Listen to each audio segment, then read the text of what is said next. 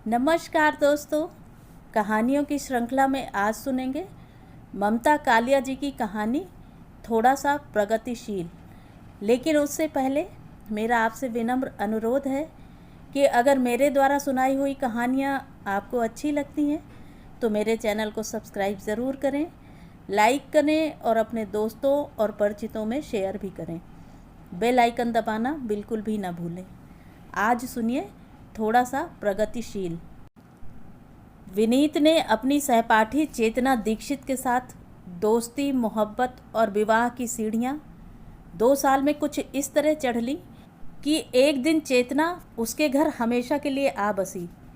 अपनी सफलता पर अभिभूत हो गया विनीत, साथ ही सावधान। प्रेम का प्रथम ज्वार जरा धीमा पड़ा तो उसे सबसे पहले यह चिंता हुई कि जिस आसानी से उसने चेतना को पटा लिया उतनी ही आसानी से कोई और ना उसे पटा ले। साल भर में चेतना की कमनीयता में कोई कमी नहीं आई, उल्टे उसमें इजाफा ही हुआ था। शोखी अब बातों के साथ साथ उसकी आंखों में भी उतर आई थी। दरअसल विनीत आज़ाद भारत के अधिसंख्य शिक्षित नवयुवकों जैसा ही था। थोड़ा थोड़ा सा सब कुछ, थोड़ा सा आधुनिक, थोड़ा सा पारंपरिक, थोड़ा सा प्रतिभावान, थोड़ा सा कुंद, थोड़ा चैतन्य, थोड़ा जड़, थोड़ा सा प्रगतिशील, थोड़ा सा पतनशील। सभी की तरह उसके सपनों की स्त्री वही हो सकती थी जो शिक्षित हो पर दब कर रहे, आधुनिक हो लेकिन आज्ञाकारी, समझदार हो लेकिन अलग सोच विचार वाली ना हो। विनीत देखता चेतना अपना पूरा दिन किसी न किसी बात या काम में मगन रहकर बिताती। ऐसा लगता जीवन का कोई सुरताल उसके हाथ लग गया है और वह एक लंबी नृत्य मुद्रा में लीन है। विनीत ने सोचा उसे तौल लेना चाहिए, चेतना के दिमाग में क्या चल रहा है। उसने बात कुछ इस तरह शुरू की, चेतू, तुम्हारे सिवा और किसी से बात करना मुझे बिल्कुल अच्छा नहीं लगता। उसके कान यह सुनने का इंतज़ार कर रहे थे कि चेतना कहेगी उसे भी विनीत के सिवा किसी और लड़के से बोलना गवारा नहीं। चेतना ने कहा, यह तो गंभीर समस्या है। कल को मेरे दोस्त घर आएंगे तो तुम क्या करोगे? मैं दूसरे कमरे में चला जाया करूँगा, उसने जल भुनकर जवाब दिया। देखो, मुझे तो सबसे बोलना अच्छा लगता है, बच्चों से, बड़ों से, यहाँ तक कि मैं किताबों और टीवी से भी बोल लेती हूँ। चेतना, दुनिया इस बीच बहुत ख़राब हो चली है। जब भी तुम किसी से बात करो एक फासले से बोला करो। लोग लड़कियों के खुलेपन का गलत मतलब निकालते हैं। निकालने दो, यह उनकी समस्या है, मेरी नहीं, चेतना ने कंधे उचकाकर कहा। मकान में नीचे के कमरे खाली पड़े थे। दरअसल यह विनीत के बाबा का बनाया हुआ मकान था। इसमें उन्होंने निचली मंजिल पर आंगन की बाहरी तरफ 4 कमरे इसलिए बनवाए थे कि उन्हें दुकानों के लिए किराए पर उठा दिया जाए। बाबा तो रहे नहीं, उनके नीति नियम भी उनके साथ ही विदा हुए। विनीत के माता पिता यहाँ रहते नहीं थे, उनकी नियुक्ति इन दिनों जम्मू में थी। विनीत को यह पसंद नहीं था कि घर का कोई भी हिस्सा किराए पर चढ़ाया जाए। वे चारों कमरे खाली पड़े थे। महीने में एक बार सफाई करवाने के लिए इनका ताला खोला जाता। घर की नौकरानी बड़बड़ाते हुए कमरों में झाड़ू लगाती। चेतना फौरन उसे 5 का नोट पकड़ा देती। इस साल दिसंबर में ठंड इतनी बढ़ी कि आकाश से सूरज और धरती से धूप उड़न छू हो गई। लोगों ने अपने कुल जमा गर्म कपड़े पहन लिए, लेकिन हर वक्त यही लगता जैसे हर अंग बर्फ़ में लिपटा हुआ है। ऐसी एक ठंडी शाम कॉफ़ी हाउस से लौटते हुए विनीत और चेतना की नज़र अपने रिक्शे वाले पर पड़ी। उसने एक सूती चादर ओढ़ रखी थी, लेकिन रिक्शा चलाने से बार बार उड़ रही चादर के नीचे कमीज भी सूती थी। वे द्रवित हुए। विनीत ने कहा, घर में इतने पुराने गर्म कपड़े पड़े हैं, इसे 2-1 कपड़े दे दें। चेतना बोली, नीचे के कमरे में बड़े ट्रंक में होंगे। घर पहुंचकर चेतना ने रिक्शे वाले से कहा, रुको, तुम्हें स्वेटर देते हैं। वह ऊपर से कमरे और बड़े ट्रंक की चाबियां लाई। ट्रंक में वाकई बाबा आदम के ज़माने के रजाई गद्दे और पुराने कपड़े भरे थे। उसने अच्छी हालत वाला एक गरम कुर्ता और ऊनी चादर निकालकर रिक्शे वाले को दे दिया। रिक्शे वाला उनसे घर पहुंचाने का किराया नहीं लेना चाहता था। वह बार बार हाथ जोड़ता, नहीं मालिक, आपने कई दिनों की मजूरी दे दी। पर विनीत और चेतना ने जोर देकर उसे पैसे दे दिए। रात को नीचे का मुख्य द्वार बंद करते हुए चेतना ने देखा रिक्शे वाला कहीं गया नहीं। वह वहीं उनके घर के आगे रिक्शे में ऊनी चादर ओढ़कर गुड़ी मुड़ी हुआ पड़ा था। उसने विनीत को बताया। विनीत चिंतित हो गया। यह बर्फानी रात में अकड़कर मर जाएगा, देख लेना। चेतना ने सुझाया, विनीत क्यों न इसे नीचे के कमरे में रात काटने दे, सब के सब खाली ही तो पड़े हैं। विनीत ने नीचे जाकर रिक्शे वाले को उठाया और कमरा दिखा दिया। शरण का आश्वासन मिलने पर रिक्शे वाले ने हाथ जोड़कर विनीत के आगे झुककर धन्यवाद किया। फिर उसने हाथ ऊपर उठाकर परवरदिगार का भी शुक्र अदा किया। विनीत ने उसका नाम पूछा। उसने बताया, रहमत। यह सब सिर्फ एक रात का इंतजाम था जो सारी सर्दियां जारी रहा। इतनी ठंड में उससे यह कहना कि जाओ अपना रास्ता नापो बड़ा कठिन था, खासकर तब जब रहमत सुबह उठकर चारों कमरों के साथ आंगन ड्योढ़ी में भी झाड़ू लगा देता, पौधों में पानी डालता और बड़ी खुशी खुशी विनीत को दफ्तर छोड़ाता। कभी कभी चेतना भी उसके रिक्शे में बाजार चली जाती। एक रात बहुत ज़्यादा ठंड पड़ी। पहाड़ी कस्बों में बर्फ़ गिरी तो मैदानी कस्बे भी जमने लगे। चेतना को लगा रहमत को अब ठंड लग रही होगी।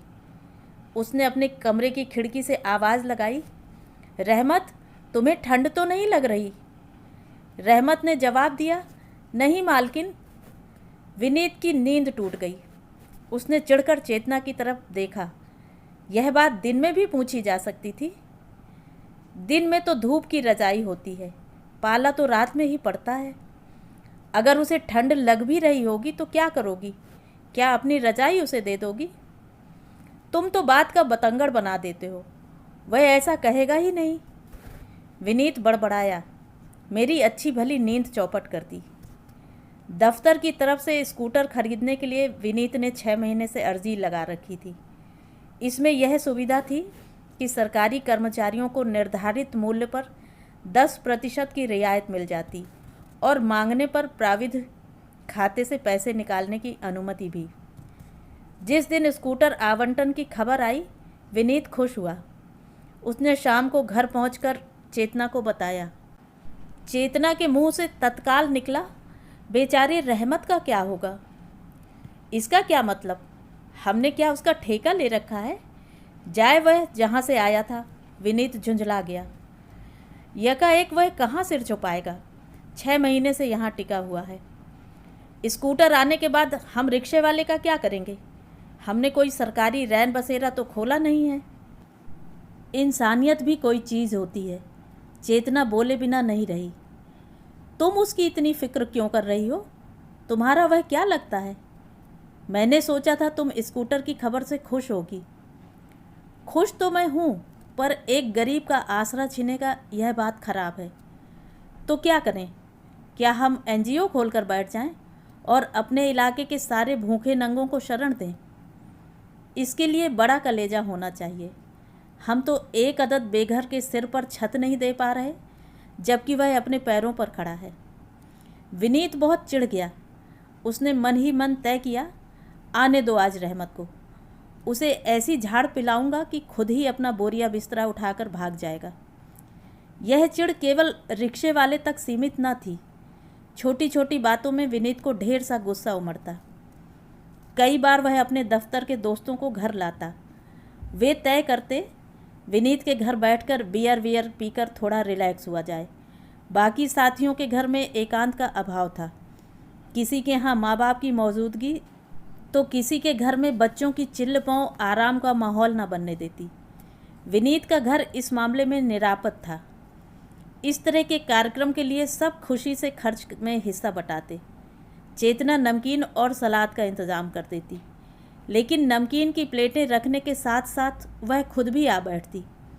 विनीत किसी न किसी बहाने उसे उठाता रहता। नमक लाओ, नींबू लाओ, बर्फ़ लाओ। वह फ़ौरन सामान लाकर पुनः बैठ जाती। किसी तरह अपने गुस्से पर जब्त कर विनीत रात में चेतना को समझाने की कोशिश करता। देखो चेतू, तुम मेरे दफ्तर के लोगों के सामने न बैठा करो। ये अच्छे लोग नहीं हैं। मुझे तो उनमें कोई खराबी नहीं दिखती। कितनी इज्जत से बात करते हैं। चेतना असहमत होती। यह सब दिखावा है। दफ्तर में ये लोग दूसरों की बीवियों पर भद्दे कमेंट करते हैं। अगर ये इतने खराब लोग हैं तो तुम्हें भी इनसे दूर रहना चाहिए। मुझे उपदेश देने की ज़रूरत नहीं। मेरा कर्तव्य है कि तुम्हारी रक्षा करूं। विनीत ने बात समाप्त की। विनीत ने पाया बाजार में कितनी ऐसी दुकानें थीं जिनके दुकानदार चेतना से हंसकर बात करते, उसके कहने पर 2-4 रुपए की छूट भी दे देते। कुछ विक्रेता तो उसकी पसंद ऐसे समझते कि उसके बोलने से पहले उसकी मर्जी का सामान निकालकर काउंटर पर रख देते। विनीत ने एक दिन कहा, चेतू, तुम क्यों बाजार जाकर परेशान होती हो? ऑफिस से वापस आते हुए मैं ही ला दूंगा जो लाना हो। तुम सुबह लिस्ट बनाकर मेरी जेब में रख दिया करो। अपने प्रेमी पति को तकलीफ़ नहीं देना चाहती थी चेतना, लेकिन उसे अपनी आज़ादी भी प्रिय थी। अब वह बिना विनीत को बताए दोपहर में बाजार के लिए निकल पड़ती। कई बार बिना कुछ लिए लौट आती, पर बाहर निकलने का सुख अपनी जगह था। दुकानों में सजे सामानों का वह पत्र पत्रिकाओं में दिए गए सामानों से मिलान करती और मन ही मन तय करती कौन सी जगह पिछड़ी है तो कौन सी अधुनातन। घर में आने वाले अखबार और पत्रिकाओं की संख्या मज़े की थी, क्योंकि दोनों पढ़ने के शौकीन थे। विनीत जहाँ हर पत्रिका एक बार पलटकर सरसरी तौर पर पढ़ता, चेतना उसे आद्योपांत पढ़ती। उनमें प्रकाशित लेख, कहानी, कविता पर विचार करती और अपनी सहेलियों से या विनीत से उन पर चर्चा करती। विनीत कहता, देखो, रचनाओं में तर्क से ज़्यादा तन्मयता देखी जाती है। चेतना कहती, तर्क के बिना जीवन में कुछ भी स्वीकार नहीं किया जा सकता, साहित्य भी नहीं। सहेलियां समझाती, तुम क्यों सारा दिन माथापच्ची करती हो? कहानियों में झूठ ही झूठ होता है। चेतना अपनी सहमति और असहमति व्यक्त करने में ज़रा देर न लगाती। वह संपादकों को लंबे लंबे पत्र लिखती। जिन रचनाओं में लेखकों के फ़ोन नंबर या पते दिए होते, वह उनसे भी संपर्क करने की कोशिश करती। ज़्यादातर तो किसी का उत्तर नहीं आता, लेकिन हाँ, एक बार एक कहानी लेखक ने उसे जवाब दिया था। उसने बड़ी सादगी से चेतना के तर्क मान लिए और कहा, जहाँ तक मेरी बुद्धि की पहुँच थी मैंने कहानी लिखी, आप मुझसे ज़्यादा प्रखर हैं। पति पत्नी दोनों ने यह पत्र पढ़ा। दोनों की प्रतिक्रिया अलग थी। विनीत ने कहा, कितना बड़ा लेखक है और कितना विनम्र। उसने तुम्हारे आगे हथियार डाल दिए। चेतना बोली, गलत। विनीत, यह लेखक बड़ा चालाक है। उसने ऐसा लिखकर अपना पीछा छुड़ाया है। चलो छोड़ो, तुम्हें भी क्या पड़ी जो तुम उन लोगों को चिट्ठी लिखती फिरो या फ़ोन करो। कहानियाँ पढ़कर भूल जाने के लिए होती हैं। चेतना ने पाया, इधर रोज़ रात विनीत उसका फ़ोन उलट पुलट करता है। ध्यान देने पर उसे समझ आया कि वह यह देखता है कि पत्नी के पास किसका फ़ोन आया और उसने किसको किया। कितनी ओछी हरकत है ये। मैं तो उससे दफ्तर के हर मिनट का हिसाब नहीं लेती, उसे महसूस हुआ। चेतना का मन कुछ बुझ गया। उसे लगा जैसे उसके ऊपर एक अनदेखा कैमरा लगा हुआ है। उसने किताबों की बजाय कंप्यूटर में मन लगाना शुरू किया। यह क्या? चेतना को जैसे घर बैठे नई निराली दुनिया मिल गई। हर विषय पर इतनी जानकारी और इतनी विविधता। सत्य और तथ्य जानने की उसकी उत्कंठा अब कहीं संतुष्ट होने लगी। विनीत हैरान रह गया। वह जैसे ही कोई बात कहता, चेतना उसके 10 पहलू सामने रख देती। विनीत ने उसे नया नाम दे डाला, मिनीपीडिया। चेतना की प्रखरता से विनीत प्रभावित भी था और प्रताड़ित भी। उसे लगता जिंदगी की दौड़ में चेतना उसे बहुत पीछे छोड़ सकती है। फेसबुक पर चेतना के हजारों दोस्त बन गए। वह अब घर ही घर में एकदम मगन रहती। वह रात में जागकर इंटरनेट पर कुछ न कुछ पढ़ती रहती। आजकल विनीत कुढ़ रहा है और सोच रहा है कि कहीं चेतना नौकरी करने का इरादा न कर ले। लगता है वहाँ भी वह उसे पछाड़ गिराएगी। तो ये थी कहानी। कहानी आपको कैसी लगी? कमेंट करके ज़रूर बताएं।